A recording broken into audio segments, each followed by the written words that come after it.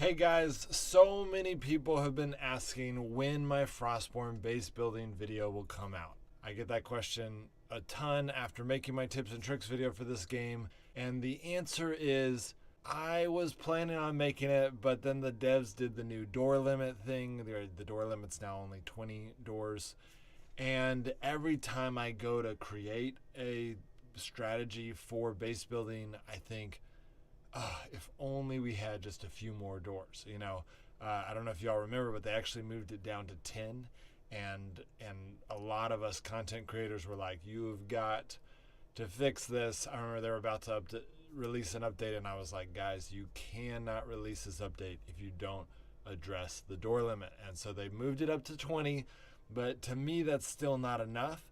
And every time I start to build a base or start to work on a base design, I think, how am I going to how am I going to do this? Because if they were to increase the door limit, which I want them to, it would immediately nullify the effectiveness of my video.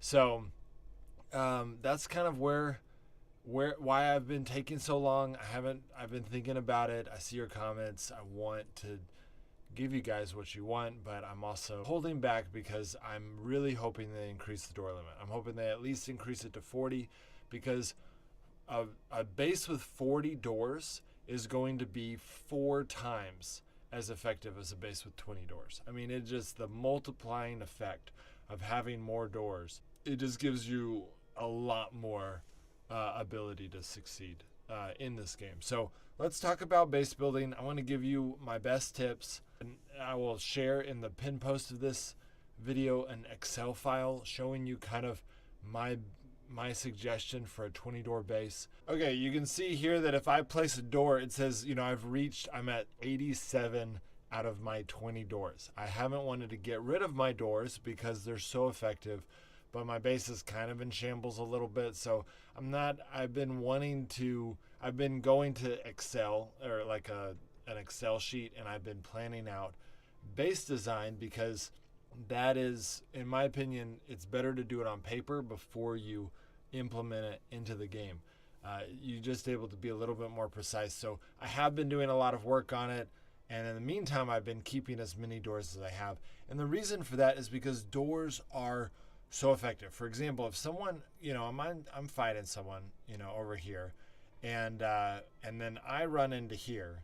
Now they have to start breaking this stone wall, and while they're breaking it, they have to stay together as a team and as a good team, because my team can see them, but they can't see us. So I could come over here, and we could flank them over here if they have a straggler who's kind of like, really, if they split up as a team at all, then the 4 of us could just all group up right here. They have no clue.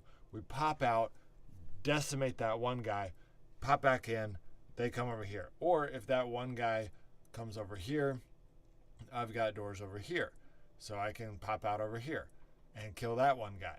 We have the ability to stay together. We know where they are, but they don't know where we are. It's so effective. So doors make a big difference in this game. And so I understand why they would want to limit it, because it makes the defense too strong. Honestly, if you have too many doors, the defense is too strong.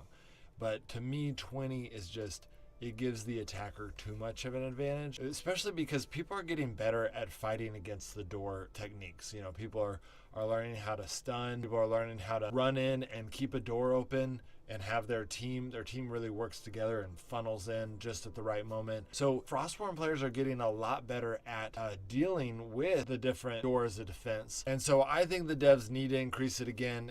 It's too much of an attacker's advantage right now, in my opinion. Again, it's still, I'd say the defenders still have an advantage, but I think they should have a bigger advantage because it's their stuff on the line, like, give them an advantage. They're trying to defend their stuff. I mean, personally, I would be fine if the defender advantage was so high that you just didn't raid people that were active. But I can understand, maybe not, but still, 20 is just ridiculously low. So this is the tactic when there was no door limit, right? I had set up a situation to where I could have 4 doors per 4 squares, which is the maximum amount of doors you can do, because they still had a limit. You can only do 1 door per square. And so this was an incredible tactic because it allowed me to, people would open a compartment and I would just go around.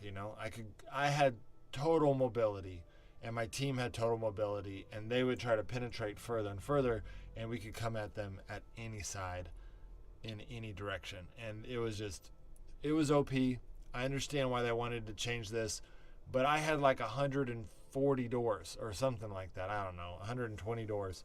So I understand why they wanted to nerf this and not allow this, but 20 is ridiculous. So what I would say you want to do, the main thing that you want is you want to be able to have vision of them without them having vision of you. So one thing that I did that I think is still really smart, you'd have to put less doors, is what I put in my original Last Day on Earth video on base designing, is the Great Wall tactic. You literally surround everything with a wall. And but in Frostborn, I changed it a little bit. I added a path where there is no walls or floors or anything. And the reason for this is because it allows me to have, now I do want I'll explain this later. I do want a few doors in this section. So basically, cut out some of the doors. You want to have maybe 1 door in the corner, and then 1 door on either side, maybe in the middle. So that's going to end up being 6 doors. So we're already taking up 1/3 of our doors just with this Great Wall, which is pretty annoying, but I think it's still important. And the reason for that is because what it's going to do is it's going to give them 2 walls that they have to break through right off the bat. You're going to be able to see them, but they can't see you. And by creating a path like this, you'll notice I can run, and I got my teammates to do this too. I can run all the way around and scout my base. And so I can see when we know, hey, someone's attacking the base, I can come in here and just basically, it's like walking the catwalk, I can see everyone where they are, and I still have 2 walls of safety. Now, it is good to have a few doors like this just in case they do break through those 2 walls. It allows you to still not be seen, like if you're doing the patrol and then it's like they could see you, you didn't realize it. And it's also nice to have a place to escape to. So that's going to be another, if you just do it like at the separation of each base, that's another, that's actually not that bad. It's only 1 door per base. Maybe you do 2 if you want to be a little bit safer, but let's just say 1 door. So now we're up to 7 doors. We're at over 1/3 of our door limit. But this is really effective because it allows you to have, they have to break through 2 walls even just to get anywhere. This is one of my favorite tactics because it allows you to scout the whole base. That way you can find where they are. You need to be able to find out where your enemy is. That is one of the biggest things that you need to keep in mind. So now we're at 7 doors and we're in the most outer skirt of our base. If you want to save some materials, you could scoot it in a little bit. But I wouldn't recommend scooting it in too much, because here's what the benefit of having it so close is that when they're here, they're going to be kind of hugging your base. They can move out here. They just don't. But once you get to the clouds, they don't want to sit out there.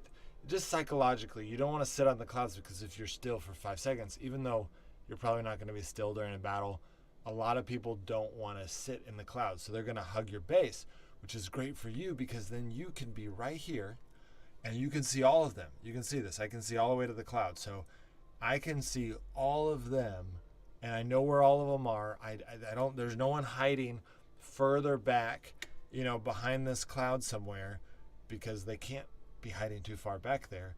And so that way I know exactly where their team is. So I would actually encourage you to keep the wall as close to the edges as you can. And then if you want to save some materials after this wall, then pull it closer in after these 2 walls. And that way you just have a bigger catwalk to work with.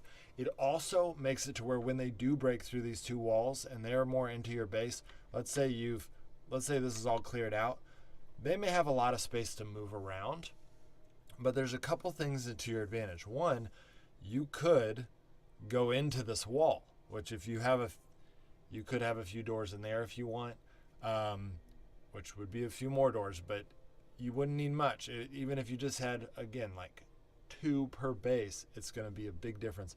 So you could actually go through your own Great Wall and flank them as a team, or there maybe one guy's going to go back and get some more stuff, and he comes by and he doesn't realize that you went all the way around and your whole team was waiting for him, and then they're trapped in your base, 3 of them, and they can't. They have to like get through you to get out of your base. So there's just a real big advantage to getting as spread out as you can, get as close to the edge as you can.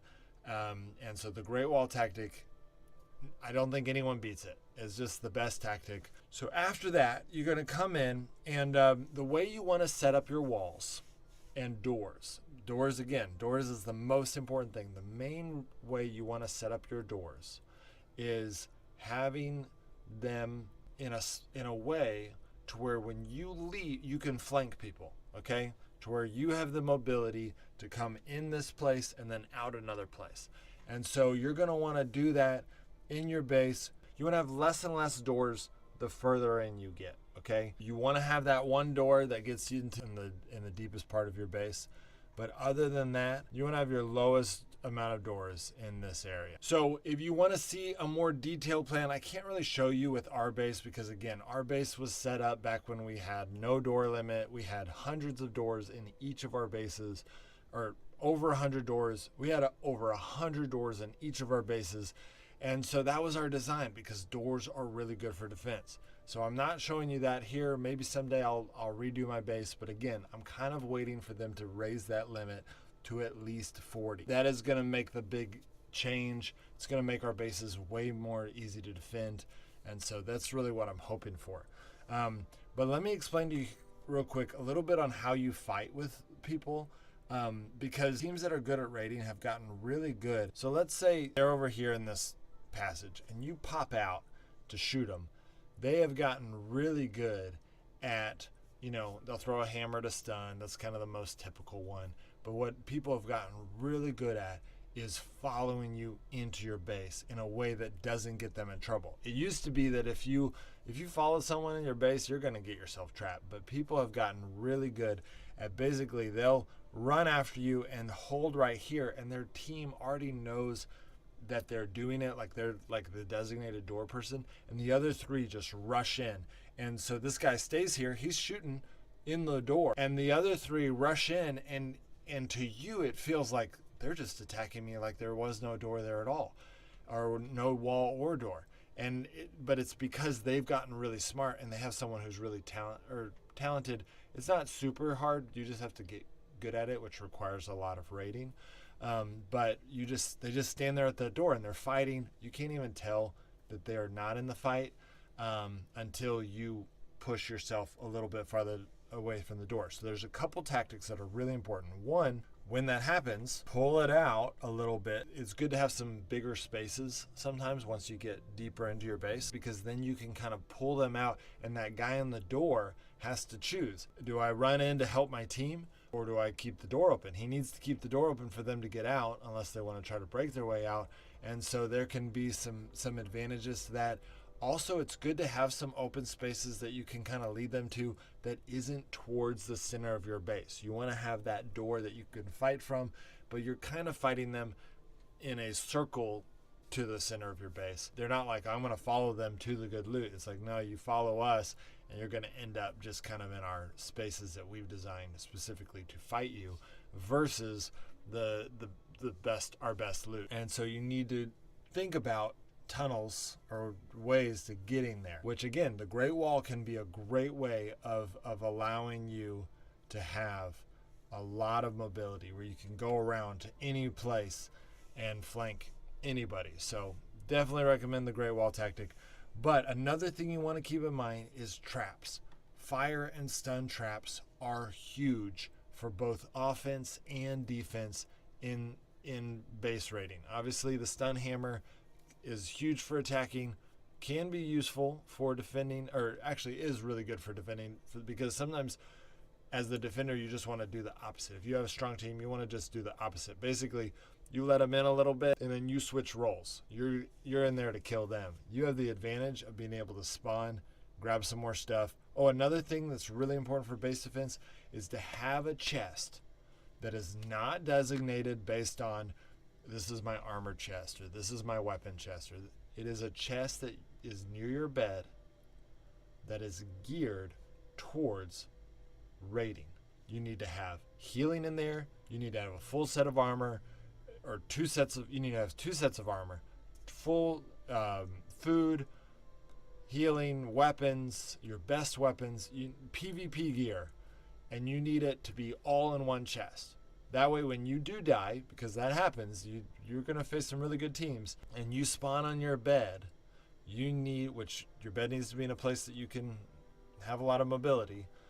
You spawn in your bed, you go to that chest and you go click, click, click, click, click. You got everything you need, and then you run after to fight them again. And that's really important. So I have some more tips and tricks for base building, but again, I don't want to go into those until Kafir has made up their mind on what they're going to do with the door limit, because 20 to me is just not nearly enough. 40 would be the minimum that I think would be okay. They need to at least double it.